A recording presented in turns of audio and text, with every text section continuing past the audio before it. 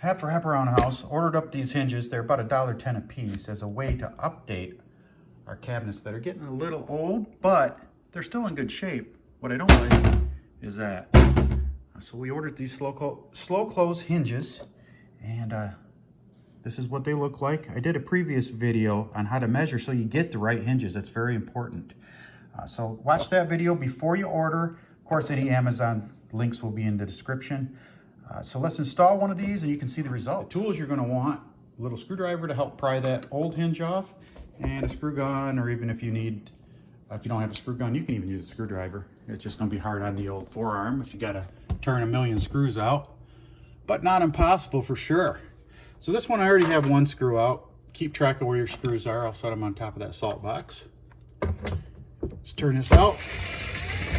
Now keep in mind that this is not going to be supported with two hinges, so don't let that hinge up on top. Let me show you.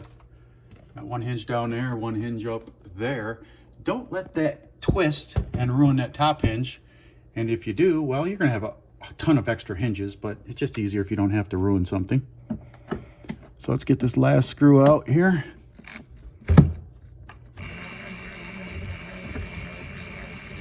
Nice and easy. We are not in a race here. And there that is. There that is. Let's put both of them up there.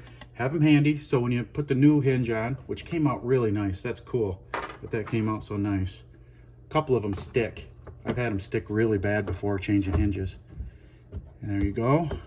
Now see what I'm saying? Watch. If you let this thing just sit here like that, not bad, but don't let that top hinge get twisted. So if your cabinet wants to move on you, just keep that in mind.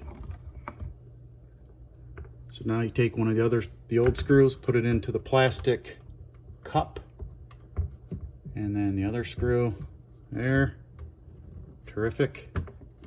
Now this hole right here may or may not line up. Let me take a peek here. I'm gonna grab a little flashlight. Sometimes you need it, sometimes you don't. Okay, that screw is, it might line up actually. A little bit of an angle, but no one will ever know. It'll be our little secret.